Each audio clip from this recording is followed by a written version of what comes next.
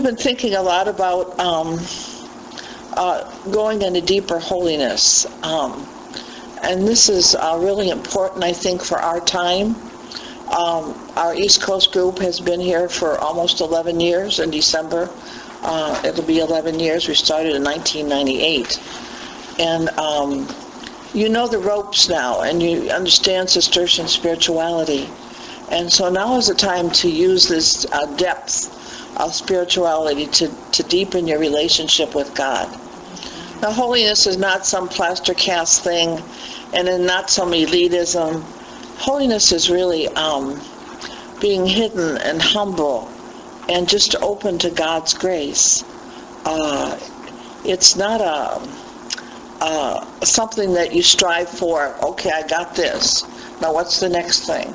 This is the essential of life. In the Baltimore Catechism that most of us knew, God made us to know Him and to love Him and to serve Him in this world, to be happy with Him in the next. So holiness is loving Him and serving Him continually. And in our culture, it's really hard to do. Our culture is secularistic and anti-Christian, and getting more anti-Christian. So you got to fight a little harder, or you have to be a little bit more determined. Or the people who have stubborn streaks, this is one good way to use them. People who have strong ideas about things, this is a way to focus them.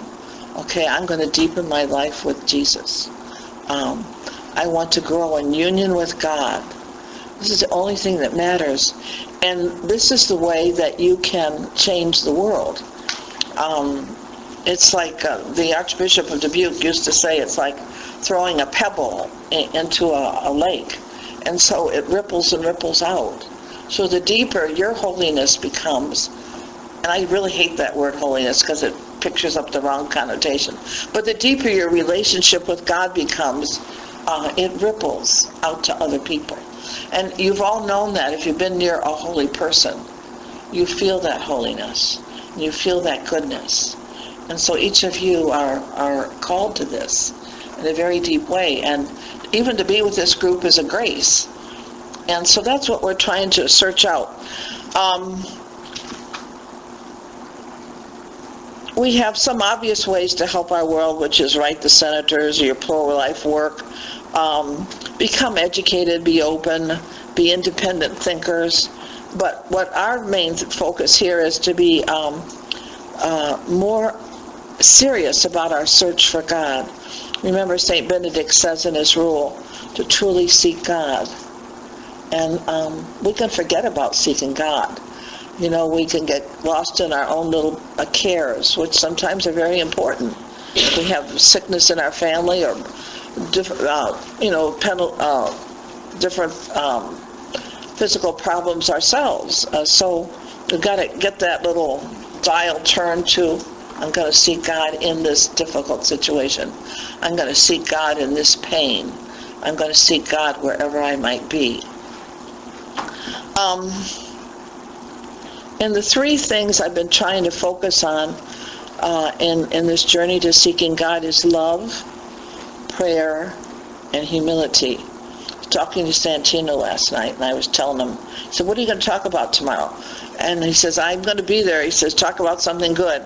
And I said, I think I'm going to continue what I've been doing the talks on. And I could think of love, and I could think of humility, but I couldn't think of prayer. And so I'll tell you tomorrow, I said, what the third one is. So now I know what it is. But all three go together, really. But in my newsletter, I talked about love, and I'd just like to talk about love a little bit more. And in our last meeting, we talked about love, humility, and prayer as experienced by the fathers of the church.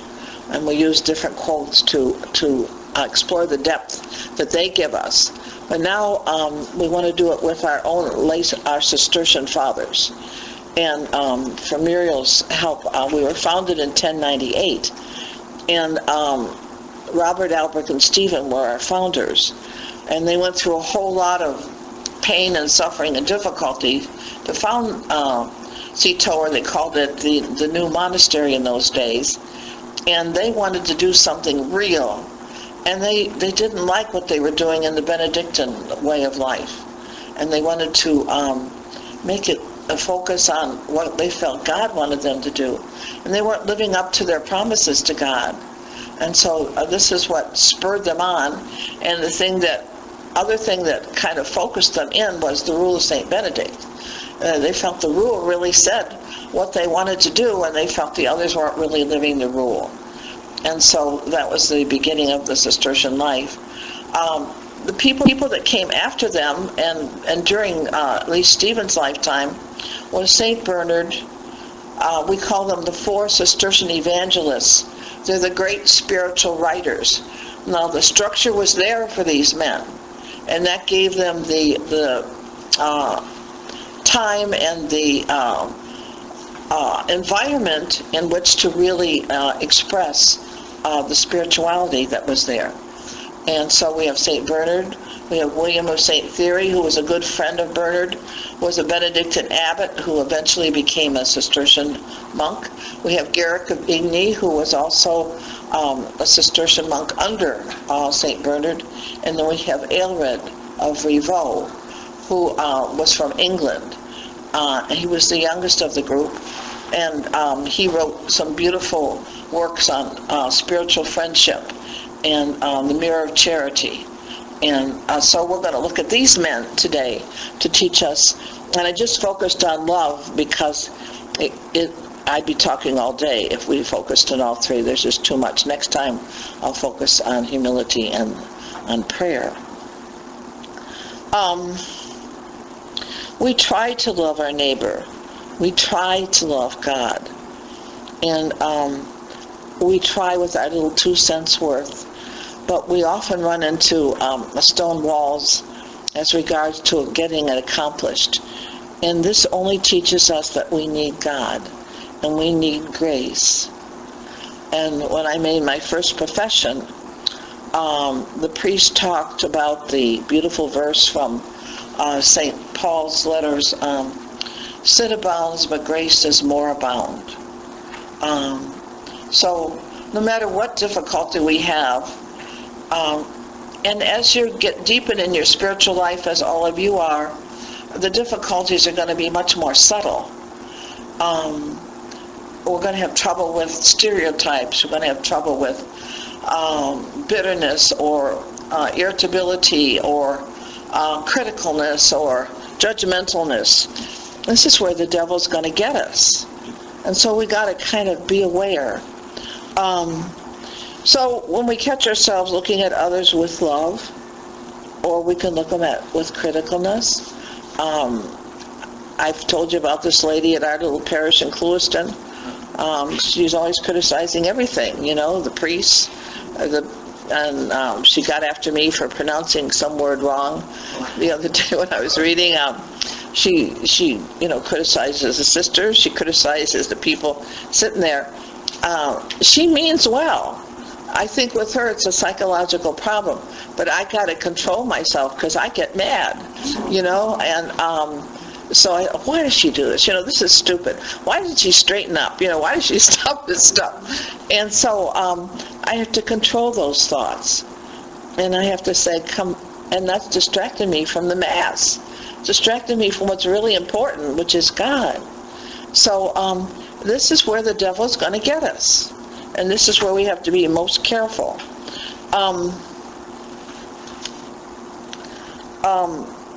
We can look at others with sympathy, or we can look at them with understanding. I had a friend, I still have a friend, Joan, and we graduated from college together, and I was maid of honor in her wedding. And we've been good friends for many years. And one day she came to visit me at the monastery at Dubuque, and she had her daughter with her. And I was so struck with the way she looked at her daughter. It was such a loving look, such an accepting look, such a, I guess it's a mother's look. It brought life. I thought, wow, look at how she's she's not saying, oh, you're not sitting right, you're not doing this right. She's just looking at her with this great sense of love. And this is the way Jesus looks at us. And this is the way Our Lady looks at us. And so it was a beautiful, I can still remember it to this day, that look on her face. And she wasn't saying, oh, my daughter's wonderful or anything. It was just this beautiful, accepting look. So these are ways, simple little ways that we can bring other people to life, or that we can nurture people just by looking at them with that sense of love and compassion. That doesn't mean we agree with everything they do. And sometimes we have to correct, especially if you're a parent or a grandparent or whatever it might be, or a good friend even. But the person we have to reach into, like Jesus, constantly reaching out to us. How many times have we messed up? And he's still there, loving us, reaching down to us. And St. Benedict says to welcome people as Christ. So these people that we're around, whether it's in the parish or in your own family or friends or anywhere, these are Christ's people. I always love, you've heard this before, Carol Hauslander's book, The Rocking Horse Catholic. And in there she has these 3 wonderful experiences of seeing Christ in others. Has anybody read that book? Rocking Horse Catholic? You've read it, Anne? 100 years ago. No. Yeah, I read it 100 years ago too. But I, not quite, but I still do remember it. It's the first experience was she was stuck into a boarding house. Her parents divorced, and it was during World War II, and she was in England. And there was a German sister that was run by Catholic nuns, and there was a German sister there among all these English sisters, and she was kind of belittled, and she felt all the anguish of her country doing what they were doing to the England country, and she felt that. So one day, this little girl, Carol, went down to the shoe shop where this nun worked, and she polished shoes and she repaired shoes. And so she walked into her, and she looked up at her, and she saw tears coming down her cheeks. She explained she was a beautiful writer, beautiful rosy red cheeks. And she looked on up, and on her head was a crown of thorns. And so, as little as she was, she knew that this person was a suffering Christ, as each of us are. No matter what our suffering is, that's Christ suffering in us. And then the next time she saw something like this, she was like a teenager, and she was going to the store for her mother to get some bread, and like 13 or so, and she's coming home, and it was just dusk, and she looks up into the sky, and she sees this beautiful bright light and this cross with this man stretched out on it, and he was all dressed in beautiful robes, and looked very kingly, and she thought, oh, what could this mean? And the next day in the newspaper, it was the assassination of the Tsar of Russia. Yeah. And so that was the man she saw on that cross. So see, again, Christ was in these suffering people. And then the last time she saw, nobody was suffering, but she was in this big trolley car, and she was in her 20s now and on her way to work in England. And she said all of a sudden, everybody in the car turned into Christ. So, and we know Merton also had an experience like that when he was in in Louisville. He was in there to go to the doctor. He had a bad back or something, and he was crossing the street, and everybody on the street turned into Christ. So this is the reality that we don't see, but this is the faith reality. And this helps us to deepen and grow in that holiness.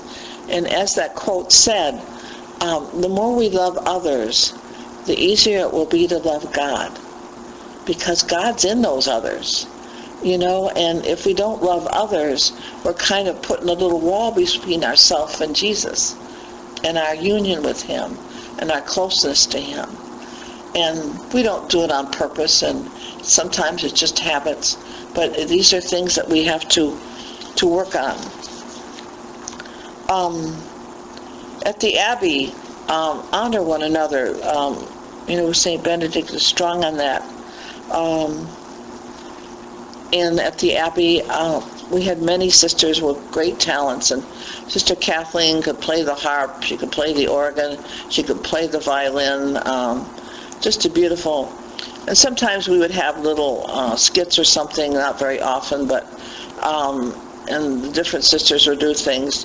And I just sit there and think, wow, what talent we have, what gifted people. And this is, and sometimes on TV I'll watch and I think, wow, look what they can do, the more serious kind of talents that you can find. To see this beauty in other people, to honor these people for their gifts.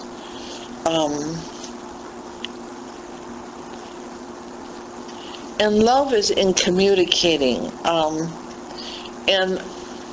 going to get to the Cistercian Fathers in a minute, but in our monastery, remember I entered at Mount St. Mary's Abbey, and that was in the old days before Vatican II.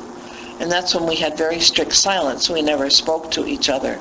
We only spoke to the superior or the novice mistress or whoever was in charge of work. And we know that about 90% of communication is nonverbal. And if anybody saw that thing on TV about Nancy Pelosi and Harry Reid, and she had this nonverbal thing, she did some kind of cookie thing with her eyes, standing next to Harry Reid, and you don't know if it was something he was saying or because he had his hand on her shoulder or what it was, but she was very adamant with this. She didn't say a word, but it spoke. Every news station that I saw kept playing this over and over again. So this is nonverbal communication. Well, we can say wonders with just walking down the street, and the way we look at people, and the way we talk about things. We can say so much. So in the monastery, when we came out of the very strict silence after Vatican II, we needed a lot of real professional help on communication. Everybody that needs professional help on communication. And I remember reading this little book called The Miracle of Dialogue, and I can't remember who the heck wrote that. But that opened up a whole new passageway for me. It talked about when we talk to each other, we might be saying what we mean in our minds, but often what we say isn't what we mean. And that's really true. And so the way you get to they can cause tremendous misunderstandings. So a good way to handle those things is say to the person, is this what you said, or is this what you mean? And they'll often say, no, that's not what I mean. And then they have a chance to play back to you what it means. These are really good tactics to use when we think somebody's doing this or somebody's doing that, and we're getting antsy about it. And it helped us a lot in the monastery. And we used to have these sessions with his brother Ronnie Fogarty. He was a psychologist, and he was a brother from some order that was dedicated to Mary. He was from Australia. He was a wonderful, wonderful guy. And he used to sit down with us and help us with things. And so we were having a little dialogue. He'd break us up into groups of 5 or 6, and we'd be having a dialogue about something. And one of the sisters said, you can't do that. You can't do that. And he said, I said, right there. He said, you're putting up a roadblock to communication because you're making it sound so authoritative and so adamant that the rest of the people in the group are afraid to say anything because you've already said it can't be done. And then numerous examples like that he would show us of how you block communication with each other. So these are just different ways that we get into tangles. And these are different ways that the Holy Spirit can help us. You know, he'll make us read the right book. He'll make us talk to the right person. You know, he'll open our eyes for these different things. Anybody ever hear of Brother Ronnie Fogarty? He was just a beautiful, beautiful guy. He used to go to all the different religious houses to help them with those kind of things. And one time, just to show you what can happen in the monastery when you don't talk. Of course, it can happen when you do talk. But one of the sisters used to ring the bell for the barn, and I was one of the barn people. So I would say to her, "If you want, I'll ring it for you if you're in a hurry or something." So anyway, evidently she was penting things up. And she took me into Mother Angela's office, and she really let me have it about all the things that I was doing wrong, you know. And I was just amazed because I had no clue that this was going on. But this happens. See, this happens anywhere you are, any group you're in. This can happen. So, of course, Mother Angela was the referee in that one, and I was much more aware of some things I was doing that was really getting on her nerves. So these are just little things that I don't have that thing on. Should I have this on? Jim, do I need your thing? It's on. Say it by Jim. Not really. I shouldn't have just, well, anyway. So to listen to each other, your whole retreat last spring was on listening.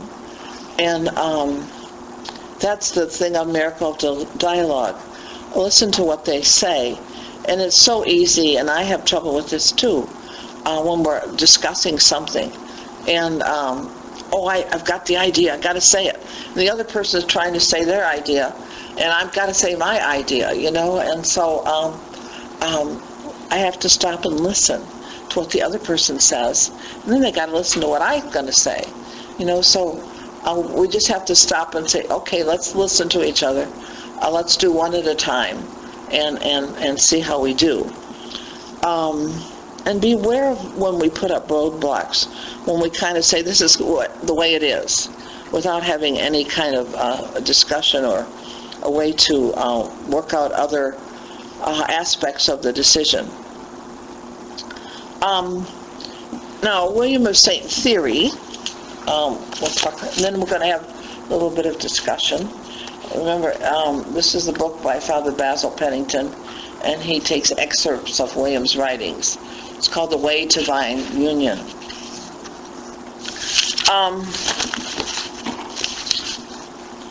I don't want to do him first. I'm going to do Aelred first, because Aelred talks about the struggle of love. That's what he begins with.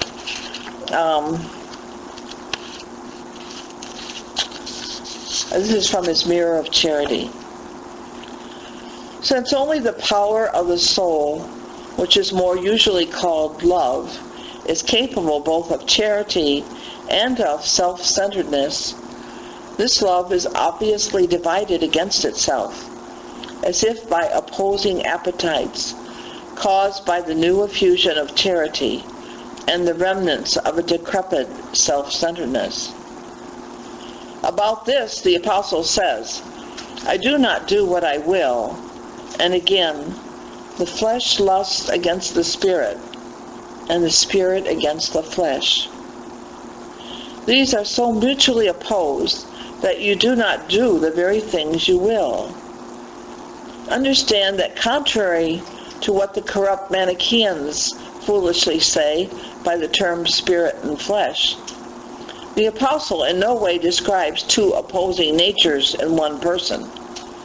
By the word spirit, he expressed rather the renewal of the mind caused by the infusion of charity. For the love of God has been poured into our hearts by the Holy Spirit, who has been given to us. By the word flesh, he suggests the wretched slavery of the soul caused by the remnants of decrepitude. He affirms that an unending conflict rises in the one mind between an old familiar state and a new and unfamiliar one. So he's just talking about the battle we all experience between our selfish desires and our good desires, our holy desires, and what Merton might call our true self desires and our false self desires. In the monastery, we're very concentrated on self-knowledge and spiritual growth and conversion of life. So you don't want to get too introspective, but on the other hand, you got to look at the reality of things.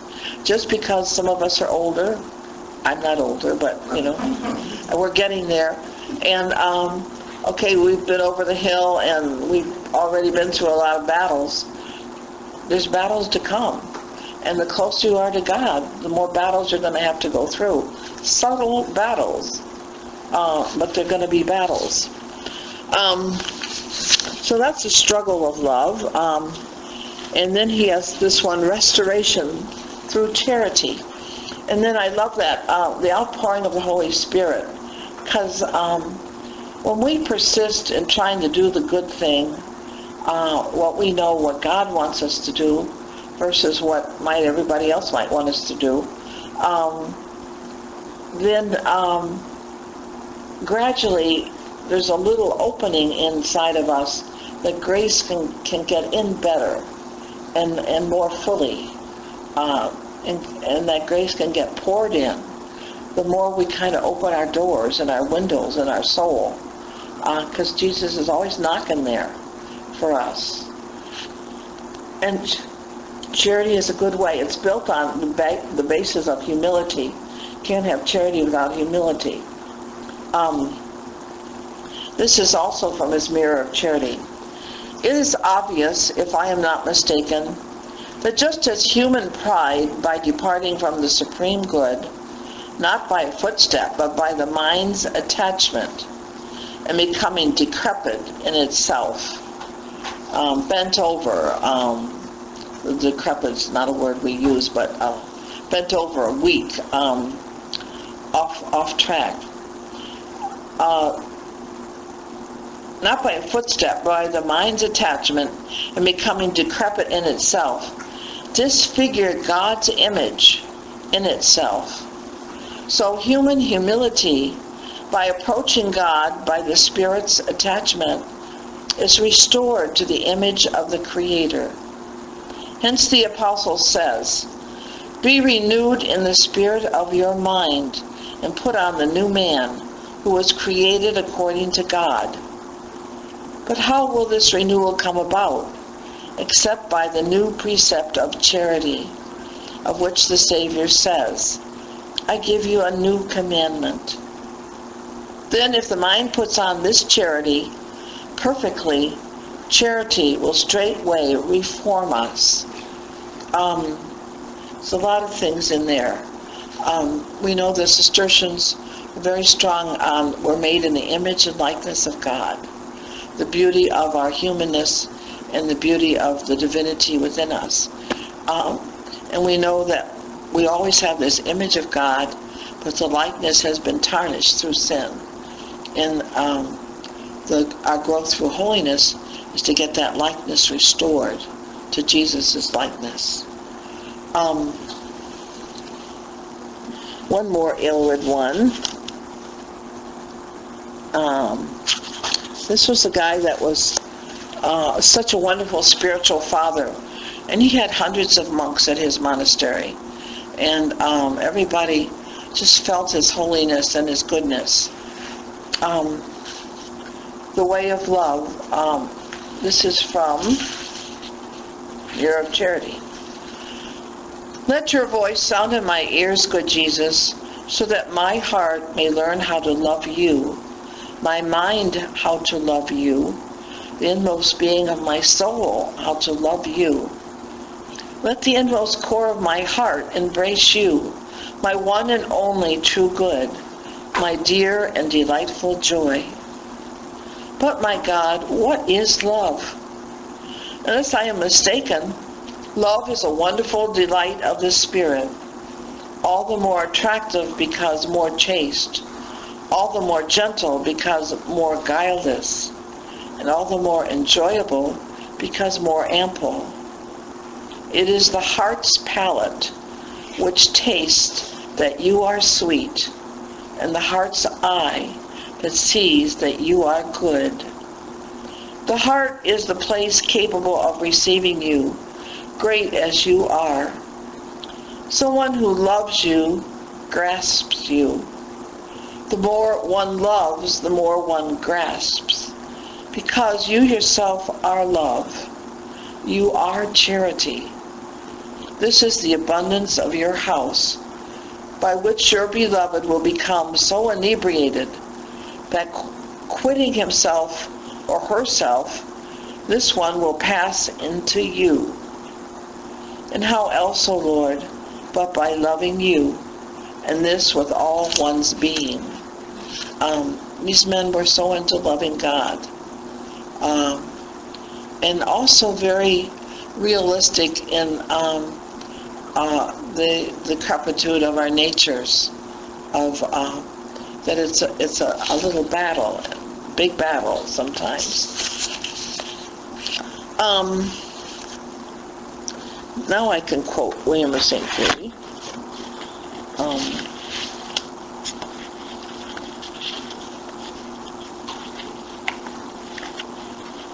Now these books we have in our library, right, John? Yeah. There's one on Bernard, and one on Aylward, and one on William. Let's see what this is from.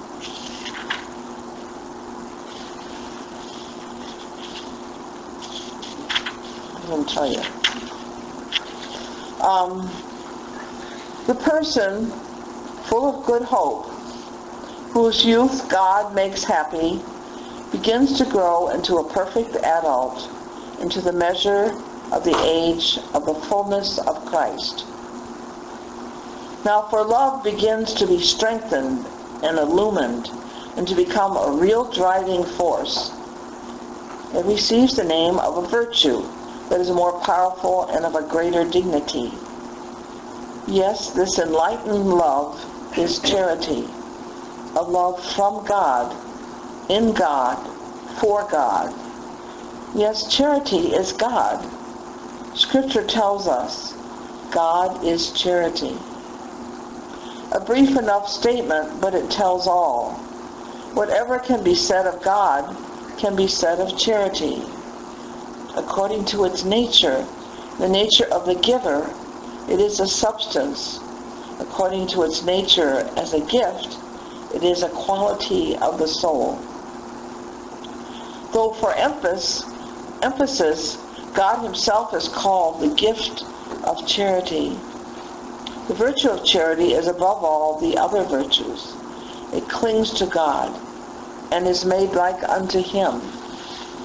What shall we say about charity? We have heard of it, but we have not known it. We have not seen it. The Apostle Paul knew it. He outdid himself in praising it, extolling it as the more excellent way. And he quotes this beautiful quote, which I will read.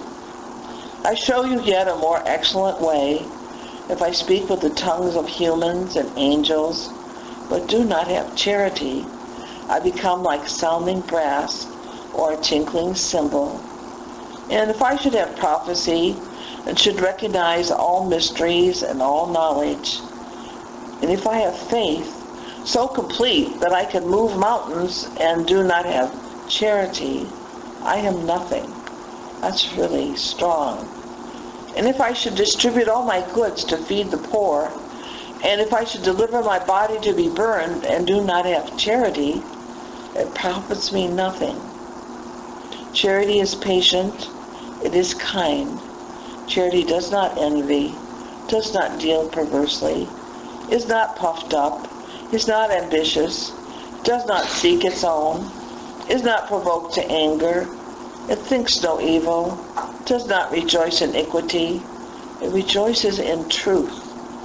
It suffers all things, believes all things, hopes all things, bears all things. Charity never fails, even if prophecies be made void, or tongues cease, or knowledge be destroyed. Now there remain faith, hope, and love, these three. But the greatest of these is charity. I love that. I said we all love that one. How beautiful. And did you say? Love instead of charity. So these are love. Yeah, he's got the way they translate it here is charity, but yeah. Love is. Yeah, it sounds like Isn't that what we read in our nuptial masses and recorded from St. Paul? Probably, we should. Love is kind, love is patient, love is kind, love is... Yeah, I haven't been to a nuptial mass lately, but they certainly should. This is the Lord's sweet yoke and light burden. This burden bears the bearer and lightens the load. This light burden of the gospel is sweet to those to whom the Lord himself says, I will call you no longer servants, but my friends. So that's William of St. Theory. That's okay. And then I want to discuss all this, but I want to just quote Bernard a little bit here. Remember, Bernard had the 4 steps of love. It's on loving God. The first step of love is we love ourselves for our own sake. And that's kind of our selfish. It's not bad to love ourselves for our own sake, but it's on a purely natural level. Well, I heard if you can't love yourself, you can't love anyone else. Yeah, that's where you got to start. Yeah, and that's very true. Yeah. We knew you were coming. And we get the same.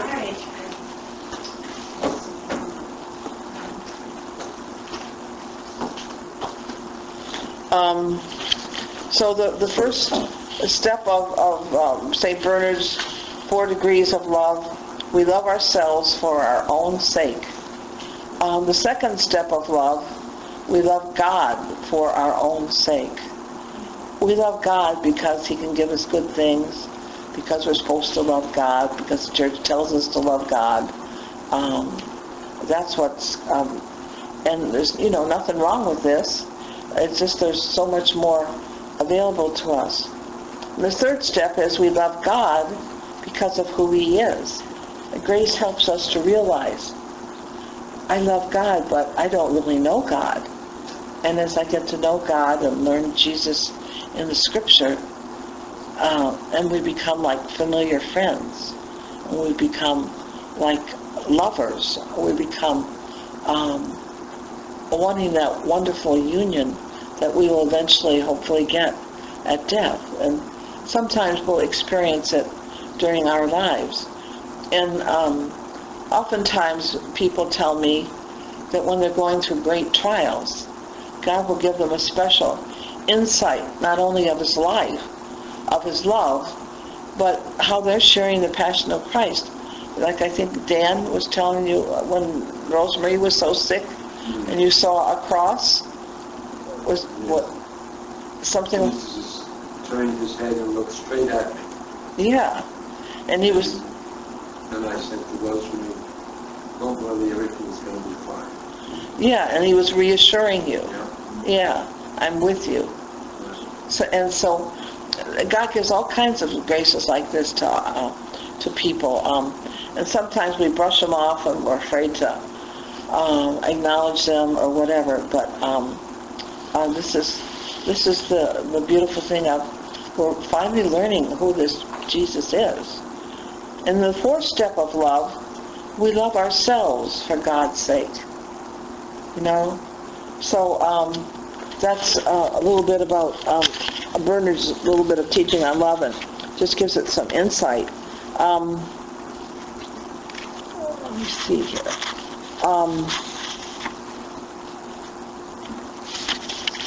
To put it briefly, to love with one's whole heart means to put the love of his sacred humanity before everything that tempts us from within or without.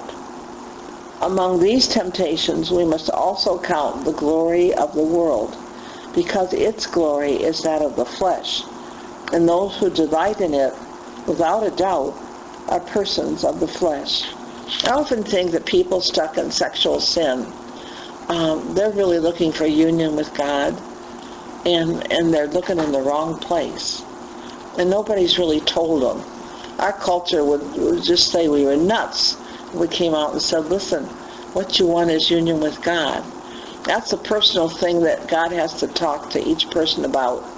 And sometimes they'll find a good friend that can help them with that. But this is what he's saying here.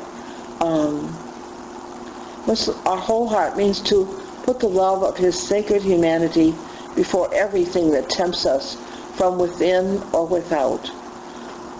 Among these temptations, we must also count the glory of the world, because its glory is that of the flesh, and those who delight in it, without a doubt, are persons of the flesh.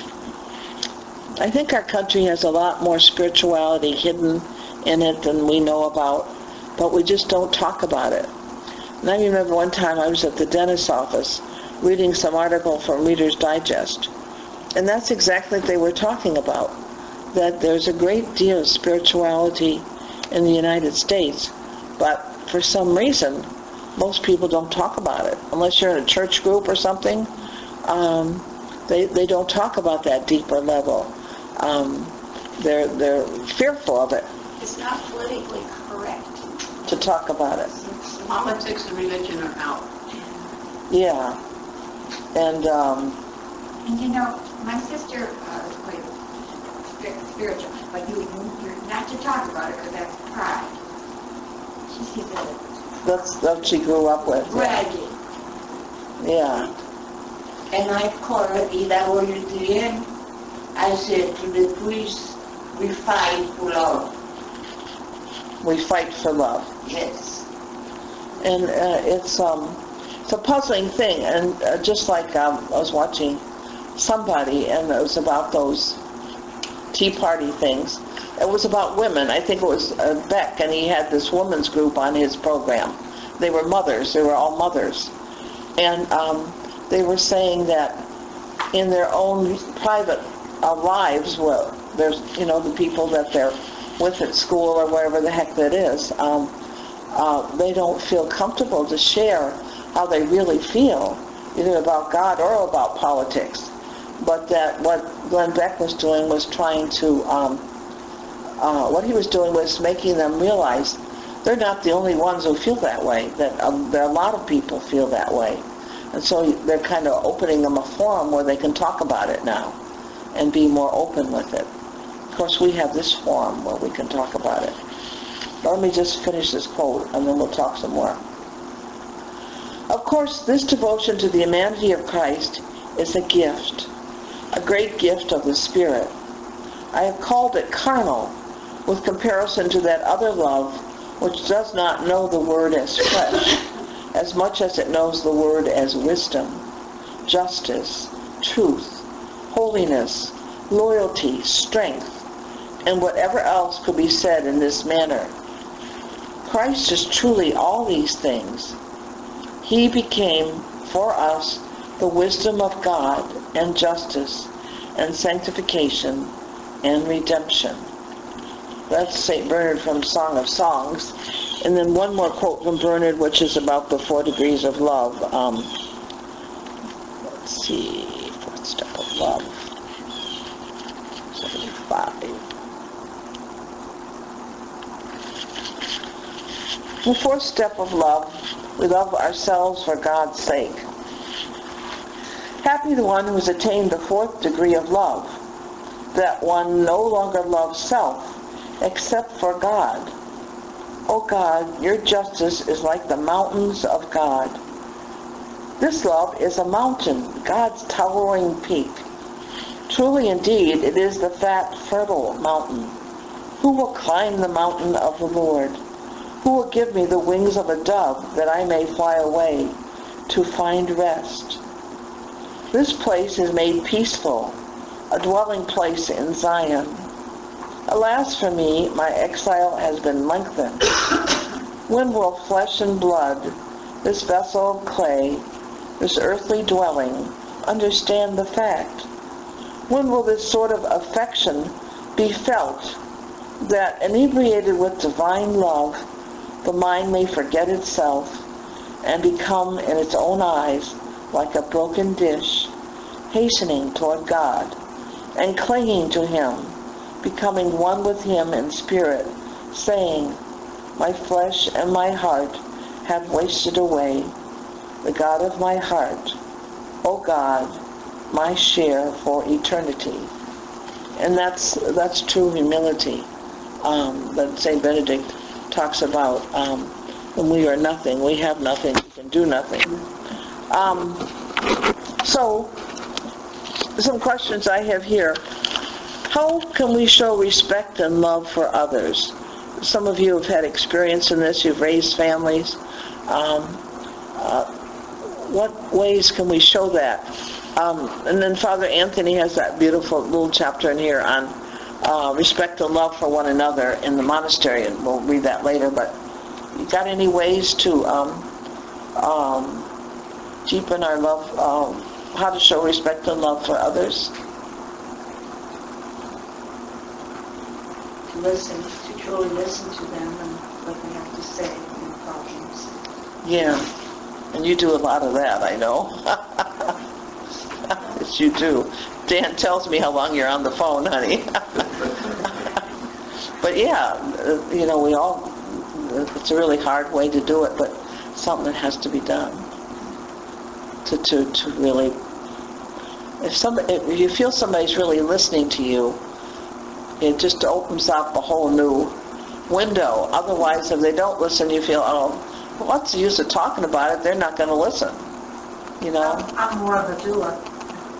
A doer? What's that mean? I like to do things for people. To help them out. That's right. Yeah. I'm more of a doer. Yeah, to go places and show your love through action. Joan? Well, I could share with you how you feel if you're in a conversation with someone.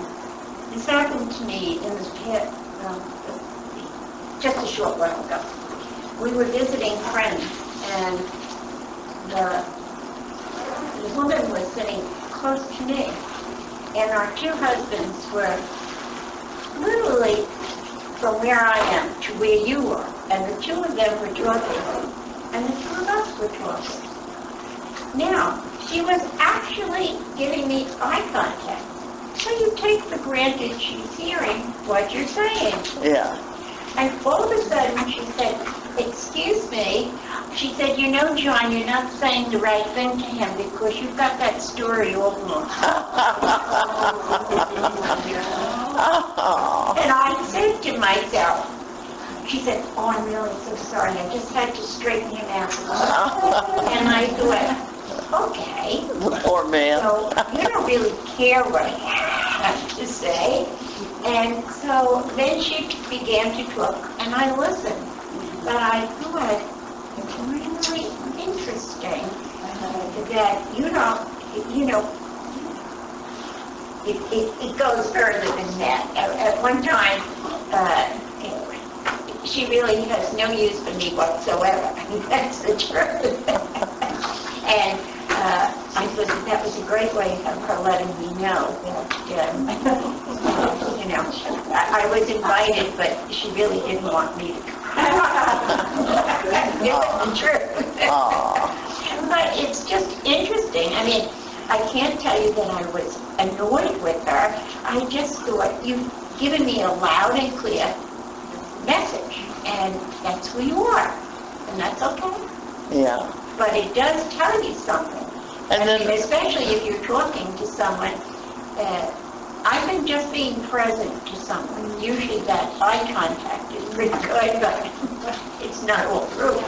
But and enjoying being present with them, not kind of enduring it, but, this person is a person that needs somebody to be present, and I'm going to do it in simplicity and love.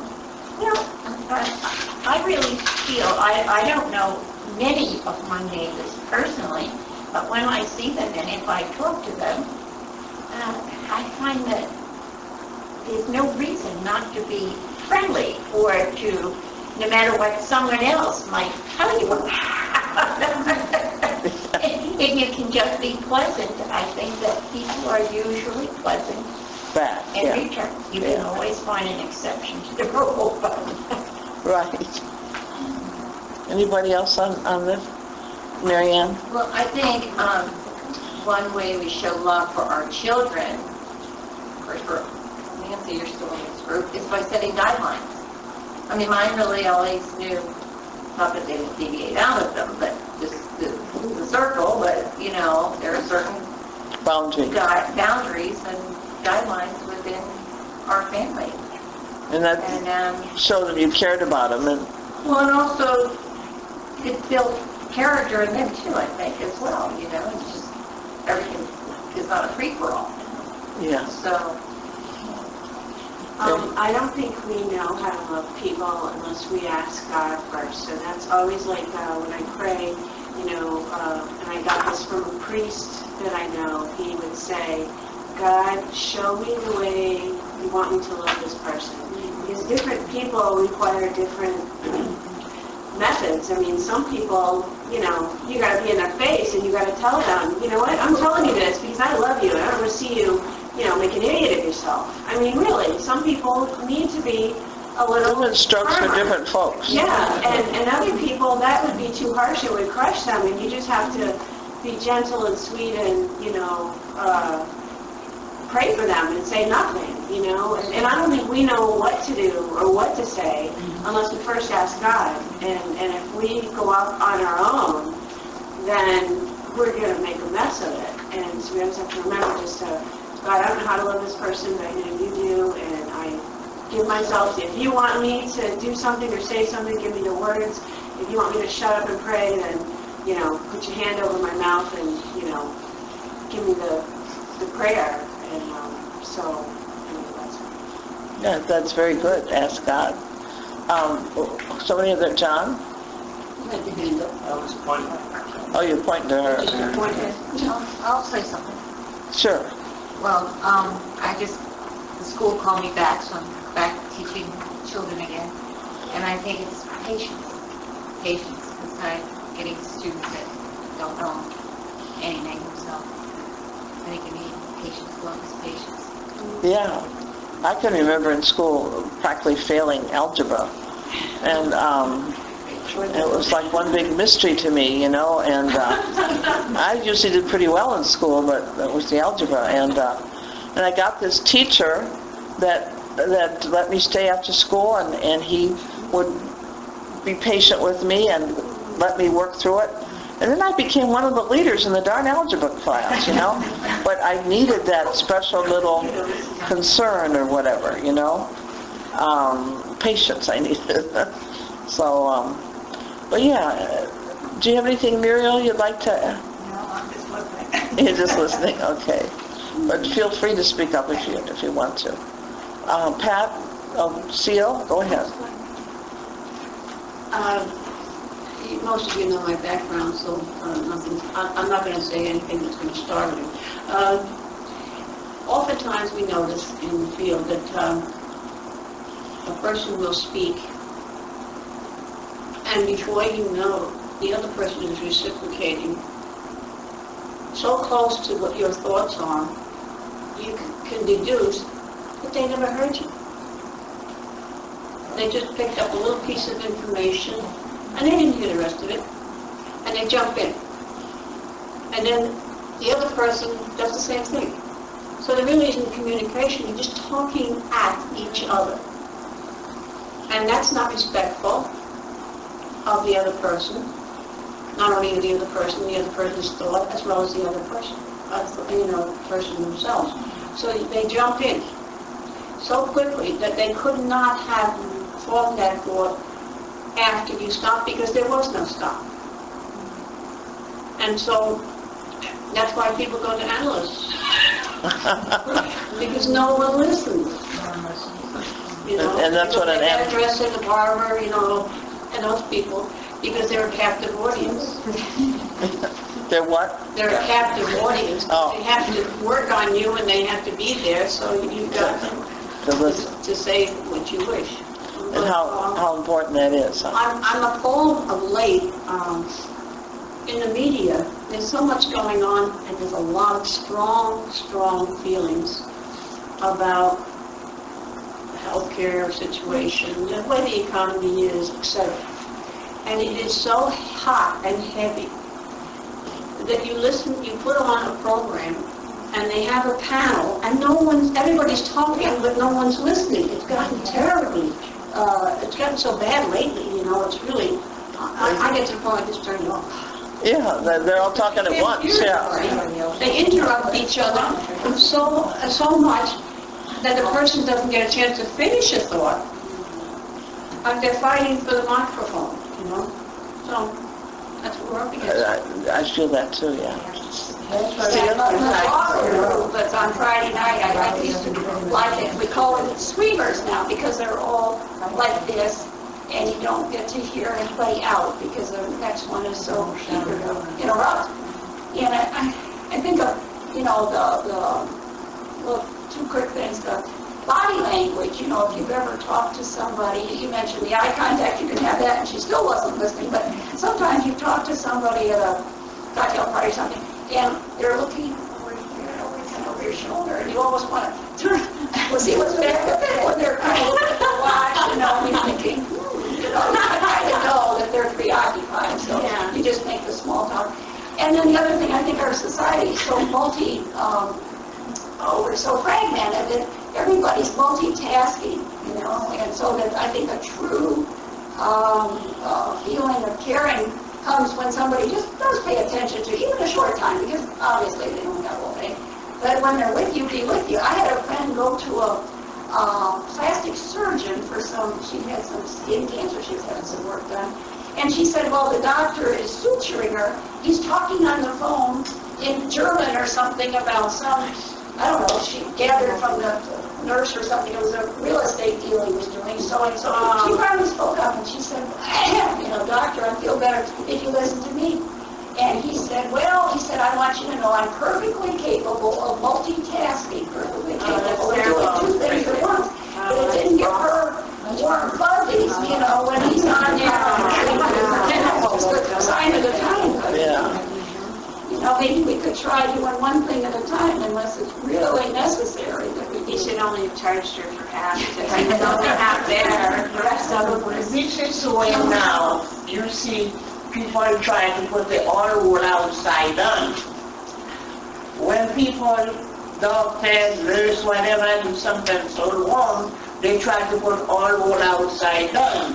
We try to put every good things up. That's what we're looking for. Because they're all very dangerous now. Exactly when you calculate, you have to know what doctor you're going to. Yeah, you gotta watch your doctors, that's for sure. Jim? This reminds me of Jacquie's talk at the monastery last April, when she was talking about how when spouses talk to each other, that you should listen like in Lectio Divina, because not only Christ speaking through your spouse, but just the love and respect that you show your spouse by listening that intensely. Yeah, I was doing nursing and seeing some husbands and wives, the way they interact. I would just hurt the way either he or she would be criticizing the other person all the time, you're not doing this right, you're not doing that right, blah, blah, blah. And I just felt so sorry for them to have to even live together. And one couple, I actually got a social worker in there because the man had suffered something and was pretty crippled and couldn't do a whole lot. And she was dressed up. She was going out all the time. She didn't care if he had food. She didn't care if he had any medical help. She didn't care anything.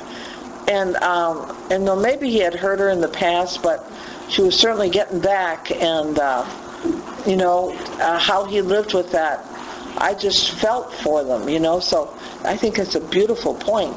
Something that happens every day with married couples, and even if you have friends, like your friend, Joan, that, slipping over, listening to what her husband was saying and, telling him he wasn't saying it right. I mean, there's other ways to straighten him out. You don't have to, you're doing this all wrong. That's such a beautiful thought, because we know what Lectio Divina is. Yeah, very beautiful. To relate that to our relationships, Yeah. it's really beautiful, Jim. To make a point of that. This just happened this week. I was with some friends and we're playing cards and they're talking about their husbands and, and this one girl said, I listen to my husband because I know that one day he's not going to be here. And they all they rang a bell and they all just looked and I said, you're right. She says, I listen to him because I want to know everything that he's saying because he won't be here one day.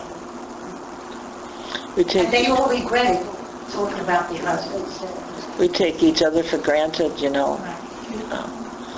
Betty? My 50-year-old daughter lost her job last Friday, so 50, she's not going to get another one. So when she called, at first she was kind of hysterical. Then she said, no, this is a long-distance call, and I was all ready to, and she says, I thought, what's my mother going to say about this? And then she said, I know, she says, when the Lord opens a window or closes a door, he opens a window. Now is the time to take stock of my life. Give up cigarette smoking because it's costing me $40. How old was she? 50, 50. Oh. But she's telling me before I could say it. She knew. She said, what would Mom say? She's on the phone with me, and I can't say it. She said, now that I'm home, I'll cook my own meals instead of grabbing Kentucky Fried Chicken on the way home. She went through the whole ways of budgeting. And at the end, she said, that's right, Mom, right? I said, I couldn't have said it better. She actually knew what I was going to do, actually. So she's okay with being, and actually, I think I don't mind to mention this, she suddenly has become happy about it, because she's worked all her life. At 50, it's the will of God, whatever, And also, she now loves Obama, because he's extended the unemployment for another 3 weeks after what they have now. So I said, well, this is the Lord's way. But it's so funny, she said everything I was going to say. Yeah. That's neat. Sometimes I let people talking. I'm not talking at people. I'm just listening. It's better to be listener. When you sit on a group, people talking, you keep quiet. When you get up to go, you say, people, please stay with Jesus. Right? And I thought what Pat said, talking at each other, that's a common thing. And to do Lectio Divina not only with your spouse, but with your friends, the Lectio Divina listening to other people. Beautiful. I think Bill, I always look at Bill McAlpin. It's such a spiritually mature man. I guess I really don't know him really well, but every time I've ever seen him, and how he interacts, he to me is like the perfect Christian. He really, everything you say about, listening, and then he never talks unless he really has something to say. And when he does say something, it's really profound, and it's only after he has really considered everyone's thoughts. He's very patient, and he's very gentle, and he's a virtuous man. It's a very, well, you are too, but I'm just saying, on a spouse level, he's very good Christian. And anyway, I don't know why I thought that. I was just looking at you, Seal, and I thought, your husband is really, I would listen to him. I listen to my husband, but he's a little less patient than Bill, and he kind of spouts a little more without thinking, and but he's really smart, and every time he has something to say, he's usually right on, correct. He doesn't always say it in the nicest way, but he's always correct. It's a joke in the family. When I want the kids to do something, I always say, Dad says. Dad says. Yeah. But it's like when the old saying, when he Hutton speaks. Yeah. Dad says, and they. Down the drain. Sally, you want to jump in on this love business here? But from a different angle. The listening is,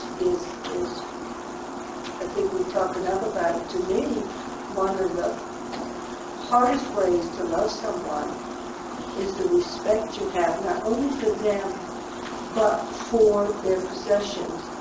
When Hunter and I got married, one of the first things he said to me is, "This is my wallet and that's your purse. I won't go into your purse if you don't go into my wallet." And what was he talking about? But down through the years, that went to everything. If it belonged to me, and I would say it's in my purse, he would bring the purse to me, and I would go through it together. And he did that with everything. And I use that in my work with dementia patients, because when I go into their room, I ask them, may I sit with you? If I'm going to brush their hair, may I take your comb and brush your hair? Because that's not my brush and comb, that's theirs. Yeah. And so, or may I go into your closet to pick out something for you to wear? Because to me, love is respect. Not assuming that they know what I'm doing. Well, it's also finding out what's important to your spouse. Like, my husband doesn't care if I go and get some money out as well, as long as I tell him that I took it, and I don't care if he goes in my purse, but I know what bothers him. Like, he is a very, very clean person, and he doesn't like to have, like, if you go to bed, he doesn't want, like, if you've been walking around the house in your bare feet, he doesn't like your feet, you have to wash your feet or wear socks. I mean, really, little things. I think it's just finding out what is the particular thing that bothers that person, and then respecting that. Like, but he's like that. He's got these little particular things. If I shave my legs in the shower, if I don't rinse it out, that really bothers him. And sometimes, I forget, but I just know what bothers him, and so you kind of gotta just respect those little. Yeah, and that's true. And it's an act of love, even if you think it's trivial and kind of anal on their part. You gotta respect that they have this. Respect and honor for one another, yeah. I had a different marriage. I could go in his wallet, but he didn't dare go in my pocket. Yeah, but there's a reason for that. Why find something in the lady's pocket?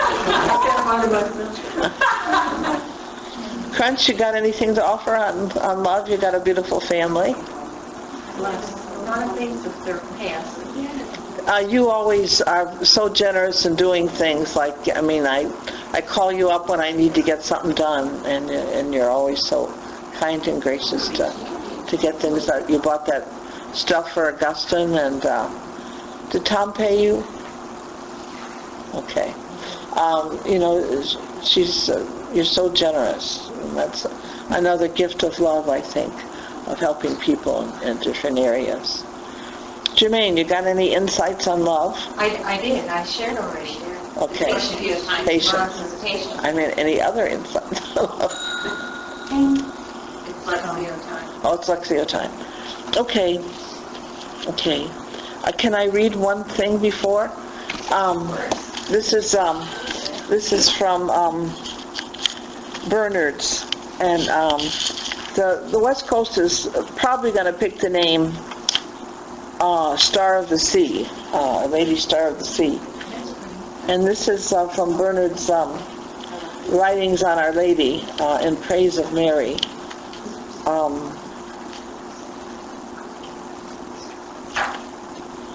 40 and 41. Okay.